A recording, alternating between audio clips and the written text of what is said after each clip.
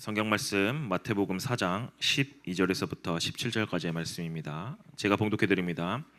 예수께서 요한이 잡혔음을 들으시고 갈릴리로 물러가셨다가 나사렛을 떠나 스불론과 납달리 지경 해변에 있는 가버나움에 가서 사시니 이는 선지자 이사야를 통하여 하신 말씀을 이루려 하심이라. 일렀을 때 스불론 땅과 납달리 땅과 요단강 저편 해변 길과 이방의 갈릴리여, 흑암에 앉은 백성의 큰 빛을 보았고 사망의 땅과 그늘에 앉은 자들에게 빛이 빛이었도다 하였느니라.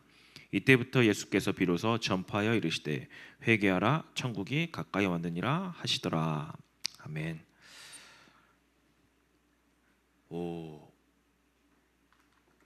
되게 왜 그러죠? 분위기가 신기하네요.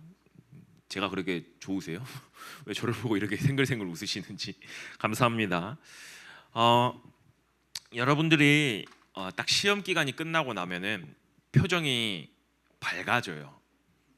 그냥 해방됐다라는 이제 그런 기쁨. 이제 그럼 언제부터 이제 우울해지기 시작하냐? 이제 성적이 슬슬 나올 때쯤 되면은 이제 좀 우울해지는데, 제가 이번에 우리 랩런트들한테 제가 웬만하면 성적을 안 물어보거든요. 이제 성적을 물어보는 친구들에게만 물어보고 웬만하면 물어보지 않아요. 근데 어때라고 물어보니까 저한테 점수를 알려주는데, 그런 세상에 그런 점수라는 곳이 있구나라는 거를 이제 새삼스럽게 한 번씩은 느끼긴 해요. 근데 여러분들이 시험 성적 굉장히 중요해요. 공부를 잘하는 것도 굉장히 중요하고 돈을 많이 버는 것도 굉장히 중요합니다. 그런데 항상 이야기하죠. 제일 중요한 게 무엇이냐면요, 여러분들 인생의 주인이 누구냐, 이게 가장 중요한 것 같습니다. 여러분들 인생의 주인이라고 이야기했던 거는 내가 섬기고 있는 거거든요.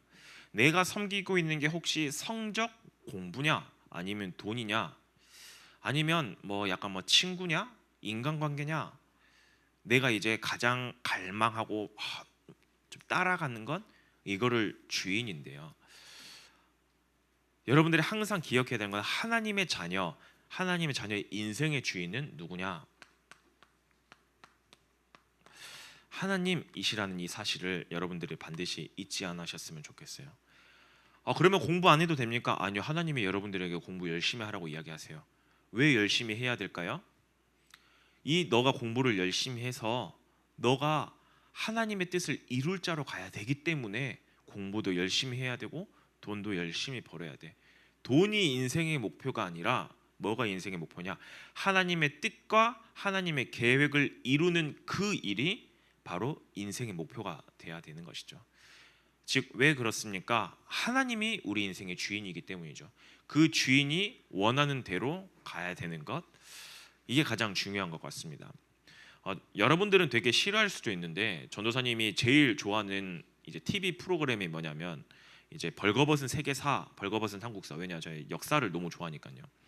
이제 그거를 보는데 요즘 들어서 좀 그런 것들을 좀 유튜브를 많이 좀 이제 제가 이제 그거를 보다 보니까 제 유튜브 링크에 그 시리즈가 주르륵 다 뜨는데 왜 그 시리즈가 떴는지 모르겠어요. 이제 독재자 시리즈가 떴어요. 스탈린이라든지 히틀러라든지 이제 그런 사람들에 대한 이제 그때 당시에 엄청난 이제 그런 사람들, 독재자들, 대충 계산해 보니까 그 사람들이 죽이는, 그 사람들을 통해서 죽어갔던 사람들이 제가 대충 계산해 보니까 거의 한 10억 명 정도는 되는 것 같아요. 왜냐, 히틀러를 통해서 세계 2차 대전이 일어났고 스탈린을 통해서 그런 것들이 일어났죠.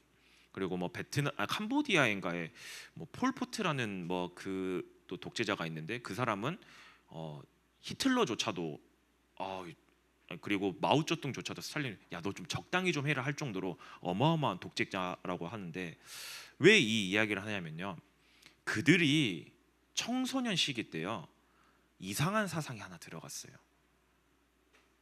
그 청소년 시기 때 나라가 궁핍하고 나라가 패망하고 어려워져가는 그 시기 때 그 이상한 사상 하나가 들어가서요 그 인생을 확 뒤집어 버립니다. 그래서 내가 이 비참한 이 나라를 내가 든든하게 세워서 내가 이거를 복수할 거야, 내가 저 나라들을 패망시킬 거야. 그 이상한 사상 하나 때문에 어떻게 되어졌냐? 네, 수십억 명을 죽이는 엄청난 독재자들로 바뀌었거든요. 여러분들도 마찬가지예요. 뭐 여러분들이 그런 독재자가 되냐? 그거는 아니에요.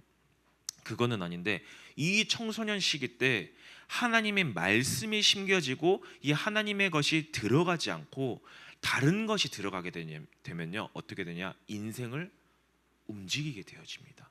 나중에 어른이 되어졌을 때 그 인생 내가 심겨진 대로 따라간다는 거예요. 그렇기 때문에 여러분들 이 청소년 시기 때 나의 인생의 참된 주인, 온 땅의 주인은 오직 하나님이시구나. 이 하나님만을 내가 믿고 인정하고 가는 그런 자가 돼야 되겠구나. 우리 렘넌트들이 좀 이 사실을 붙잡고 사셨으면 좋겠습니다. 그래서 오늘 그런 말씀 제목이 뭐냐? 예수님의 첫 사역. 예수님이 이제 본격적으로 사역을 시작을 하십니다. 이제 앞에 내용을 보면은 뭐 예수님이 이제 태어나고 이제 세례요한에게 세례를 받고 또 저쪽으로 도망가셨다가 이제 애굽으로 도망가셨다 다시 오셔가지고 또 광야에 가서 또 시험도 받으시고 이 모든 것들이 다 끝나고 나서 본격적으로 첫 사역을 시작하는 부분이 오늘 부분이에요. 여러분들이 이 예수님의 첫 사역을 보면서 그냥 단순하게 그냥 예수님이 이거 하셨대 이게 아니라 이게 나와 무슨 상관이 있지? 지금 예수님이 나에게 무슨 말씀을 하시고자 하실까? 그거를 붙잡는 시간이 되길 바라겠습니다. 예수님의 첫 사역지가 어디나요? 예수님의 첫 사역지가 가버나움이라는 현장이에요. 가버나움이라는 현장이라고 하면은 여러분들이 그냥 대충 생각하면 뭐 저런 현장은 또 어디야? 이제 뭐 예수님이 대부분 뭐 이제 갈릴리 어부들을 이제 택해서 불렀다고 이야기하니까 되게 좀 빈곤한 도시라고 생각하는데요. 여기는 굉장히 큰 성읍이에요. 어느 정도로 큰 성읍이냐면요.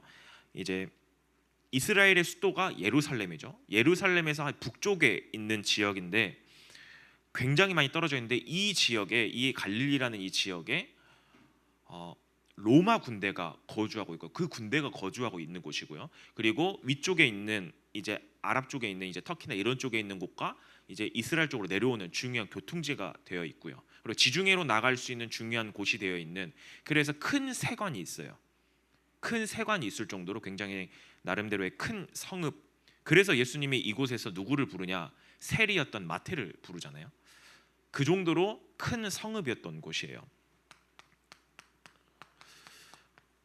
그런데 그러면 예수님이 되게 좀 당당한 곳에서 좀 사역을 하셨네요. 그래도 좀 잘 나가는 곳에서 사역하셨네요 라고 생각하는데요. 아니요. 그런데 이곳은 어떤 곳이냐면요, 유대인들에게는요 완전히 버림받고 소외된 곳이에요. 왜 그럴까요? 로마 군대가 주둔해 있어요. 수많은 이방인들이 그곳에 와서 살고 있어요. 정통 유대인들이 보기에는요 이곳은 도저히 복음의 빛이 들어갈 수도 없고 이런 곳에서 예수님의 사역한다? 말도 안 돼. 이곳에서 그리스도가 태어나서 사역한다? 그럴 수 없어. 완전히 소외되어진 버려진 현장? 다른 말로 뭐냐? 완전히 흑암으로 덮여있는 그 현장이에요. 로마에 있는 수많은 우상들이 그 현장에 들어가서요 완전히 흑암으로 붙잡혀 있는 그 현장, 그곳이 바로 가버나움이라는 곳이에요. 겉으로 보기에는 되게 화려해 보여요. 겉으로 보기에는 되게 멋있어 보여요. 그런데요 세상 사람들이 보기에는 아니요, 하나님이 보기에는 완전히 소외되어지고 흑암에 덮여 있는 그 현장이란 것이죠. 그런데 예수님이 이곳에서 사역을 시작하십니다. 왜 시작하셨을까요? 왜 이곳에서 하필 많고 많은 곳 중에서 왜 이곳에서 시작했을까요? 왜? 예전에 제가 이거를 말씀을 준비하는데 어렸을 때 짱구를 보는데요, 애니메이션 짱구를 보는데요, 그 부자 그 이름이 뭐였죠? 수지였나요?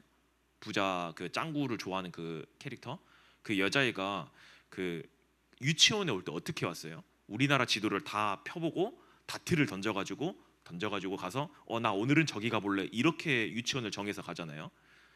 예수님이 지금 그렇게 가셨어요? 예수님이 이스라엘 지도를 펴놓고 어느 것을 고를까요? 이렇게 가셨나요? 아니요. 예수님이 많고 많은 본격적으로 사역하실 거면 예루살렘 가셔서 사역하셔야 되잖아요. 베델이나 그런 곳에 가서 사역하셔야 되는 게 맞잖아요. 그런데 유대인들조차 버려놓은 그 소외된 왜 그 저 북쪽 멀리 있는 그곳까지 가서 사역하시냐는 거예요. 그 이유는 간단해요. 말씀 성취 때문에 그래요. 오늘 말씀에 나와 있잖아요. 뭐라고 나와 있어요? 이는 선지자 이사야를 통하여 하신 말씀을 이루려 하심이라. 네, 이사야 9장 1절 2절 말씀에 보면요, 이 성경 구절을 그대로 담고 있어요. 예수님께서 갈릴리 그 지역, 이 지역에 가서 사역하실 거라는 것을 이미 선포하고 계세요. 이 말씀을 이루기 위해서 지금 예수님이 이 현장으로 가요. 근데 지금 이 현장이 어떤 현장이에요? 이 현장이 오늘 말씀에 보면 흑암에 앉은 백성이, 이 현장은 어떤 곳이라는 거예요? 흑암이 가득한 현장이라는 곳이에요. 흑암이 완전히 덮여서 하나님을 도저히 바라볼 수 없는 그 현장이라는 곳이에요. 그곳 가운데 참 빛 대신, 생명의 빛 대신 누가 들어가시는 거예요? 네, 예수님이 그 현장에 들어가셔서 이 말씀 사역을 이루고 계세요. 흑암에 앉은 백성의 큰 빛을 보았고, 큰 빛이 누구예요? 예수님이요. 사망의 땅과 그늘에 앉은 자들에게, 지금 이 가버나움이란 현장, 갈릴리란 현장이 사망과 그늘에 앉은 그 현장이라잖아요. 그들에게 뭐가 되셨어요? 예수님이요? 빛이 되기 위해서 가셨어요. 빛이 되기 위해서요. 혹시 가버나움이라는 그 땅, 그 지명의 뜻이 뭔지 아세요? 네, 이제 안다고 바로 대답하시네요. 네, 가버나움이라는 곳이 뭐냐면요, 위로의 마을이라는 뜻이에요. 뭐예요?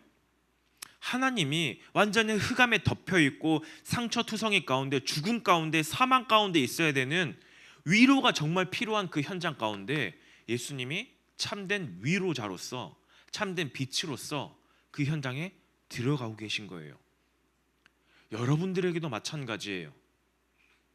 여러분들이 도저히 하나님 앞에 구원받을 수 없는 그런 존재인데, 우리는 흑암, 죽음, 영원한 지옥 배경 가운데서 살아야 되는 그런 존재인데, 예수님이 그 현장 가운데 우리에게 찾아오셨어요. 그 현장 가운데 찾아오셨어요. 뿐만 아니라 어때요? 여러분들은 하루하루를 살아가면서 구원받았지만, 오늘 예린 렘넌트가 기도했죠. 하나님의 자녀로 살아가지만 하나님 자녀답게 살아가지 못하는, 하나님 자녀처럼 살아가지 못하고 내 뜻과 내 계획대로 살아가고 있을 때가 너무 많거든요. 그래서 어떻게 해요? 깨지고 상처받고 힘들고 어려운 그 현장 가운데 예수님이 성령으로 우리와 함께 하시면서 우리에게 위로해 주고 계세요. 어떻게 해요? 우리를 직접 찾아오셔서요. 지금 예수님이 지금 그 말씀을 하고 계시는 거예요. 우리에게도 똑같은 말씀을 하고 계시는 거예요. 너희들이 구원받은 거 내가 찾아가서 그런 거야. 너희들이 아무리 발버둥 쳐도 절대 빠져나올 수 없는 그 영원한 상처 가운데서, 영원한 죽음 가운데서 내가 빛으로, 참된 위로자로 너희들을 찾아가서 위로하고 있는 거야. 지금 이야기하고 계시는 거죠. 그렇다면 여러분들 한번 생각해 보세요. 위로자 되신 예수님이 오늘 현장에 가서 첫 선포한 게 뭐예요? 예수님이 가셔서 선포하신 말씀이 뭐라는 거예요? 네, 갑자기 회개하라, 천국에 가까이 왔다라고 선포하세요.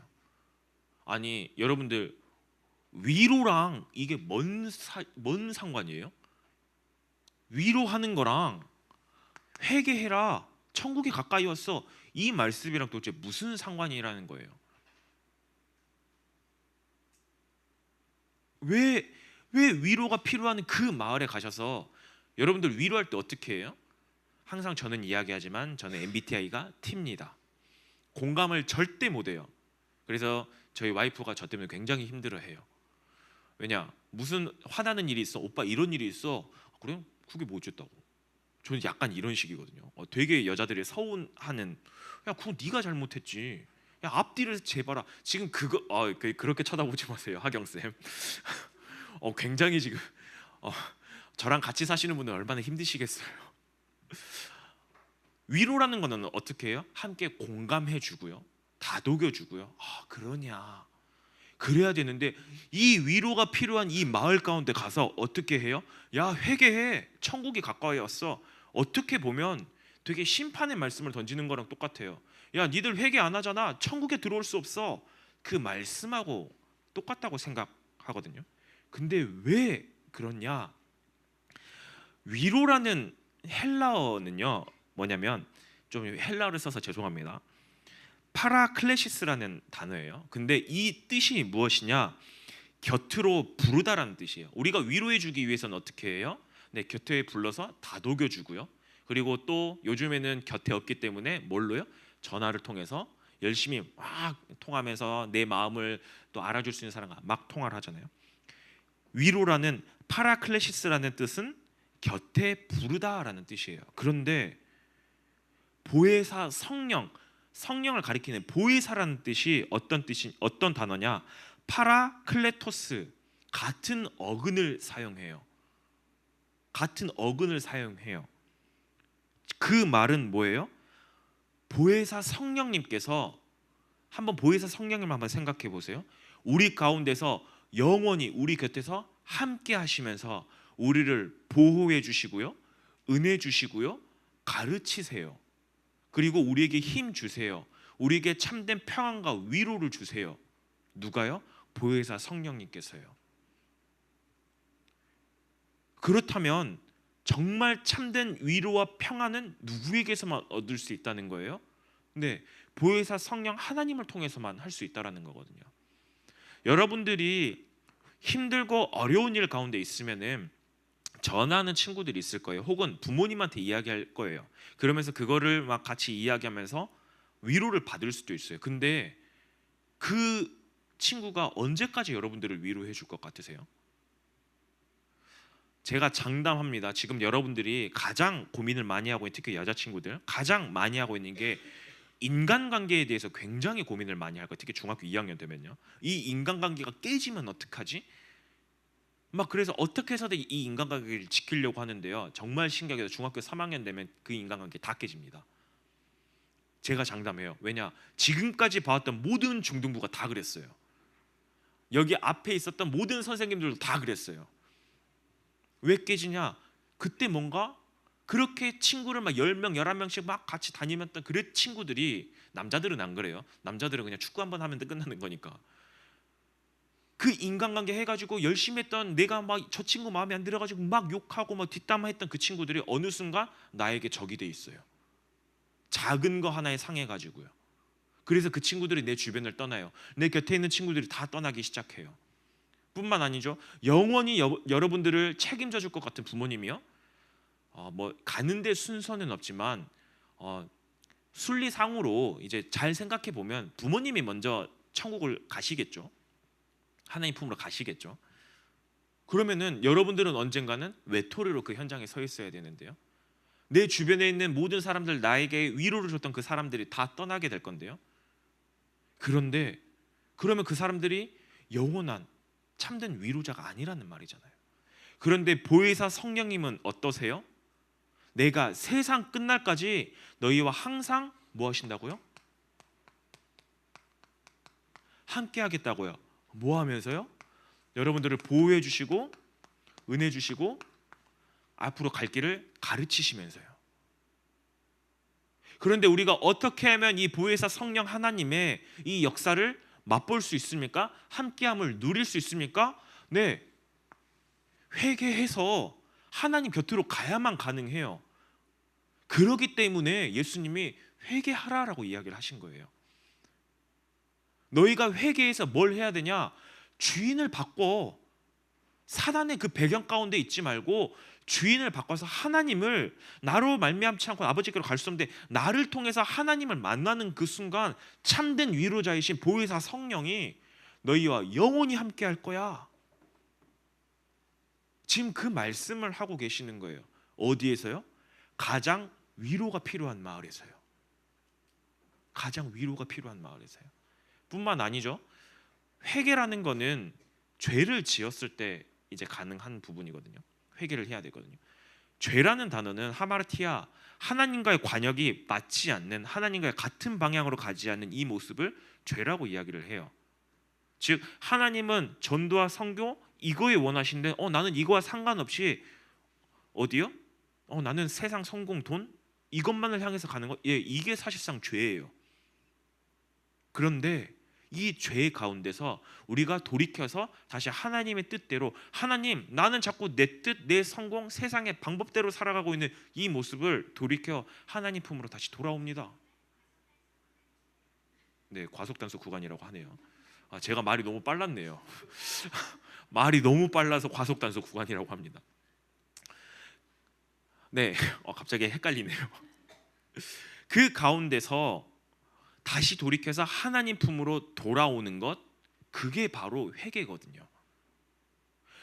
그때 어떻게 해요? 여러분들은 자꾸 세상에 살아가면서 다른 친구들에게, 하나님과 상관없는 다른 것들에게 힘을 얻고 위로를 얻으려고 해요. 그러다 보니까 하나님을 찾아가는 게 아니라 어디를 찾아가요? 다른 곳을 향해서 계속 찾아가고 있어요. 그런데 그 가운데서 어떻게 해요? 다시 돌이켜서 맞아, 나에게 참된 위로를 주신 분은 하나님이시지. 다시 돌이키는 거, 그걸 회개라고 이야기를 해요. 내가 오늘 친구에게 뭘 잘못했으니까 내가 이거를 잘못을 뉘우쳐야지, 그 회개를 말하는 게 아니에요. 정말 참된 회개는 하나님 앞으로 다시 돌아오는 것. 그 가운데서 어떻게 해요? 하나님과 함께함을 누리면서 위로를 받는 것. 지금 예수님이 첫 사역지, 첫 현장에 오셔서 이 말씀을 하고 있는 거예요. 여러분들 인생 살아가면서 지금은 얼마만큼 큰 일이 있겠습니까? 얼마만큼 큰 일이 있겠습니까? 사실상 여러분들 제일 힘든 일이 뭐예요? 성적 나왔을 때, 혹은 친구와의 관계가 좀 박살났을 때, 그럴 때 어떻게 해요? 그런 어려움 정도 있잖아요. 근데 여러분들 나중에 어른이 되잖아요. 어른이 되면요, 여러분들이 상상할 수 없는 그 어려움들이 여러분들을 막 들이닥칠 거예요. 막 들이닥치기 시작하는데, 그때 지금 아까 앞에서 이야기했죠. 지금 이 시기에 하나님이 나의 참된 위로자구나.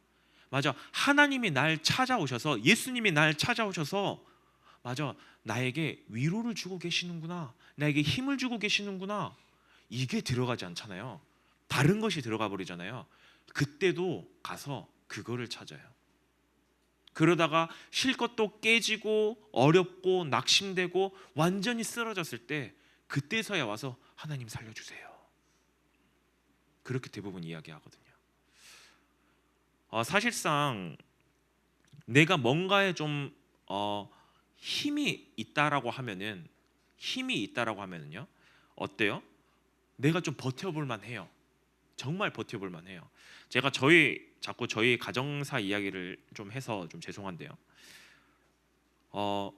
저희 어머니 아버지가 정말 어떻게 보면은 복음을 절대 듣지 않으려고 했던, 심지어 어느 정도였냐, 이제 어떤 권사님이, 어머니 친구분의 권사님이 이제 복음을 좀 전하고 있으면은 오히려 거기 가서 니 왜 여기 와서 그런 얘기하냐, 핍박할 정도로 그랬던 저희 가정이, 왜요? 힘이 있으니까요. 나름대로 세상 살아볼 만한 힘이 있었으니까요. 그런데 그 가정이 언제 완전히 무릎을 꿇게 되어졌냐, 제가 태어난 지 얼마 안 됐을 때 저희 아버지가 위암 말기에 걸렸을 때, 더 이상 우리가 병원에서는 3개월밖에 살 수 없습니다 라고 이야기했을 때, 그때 무릎을 꿇더라고. 음의 하나님 살려주세요. 왜요? 내가 더 이상 손 쓸 수 있는 도리가 아무것도 없을 때요.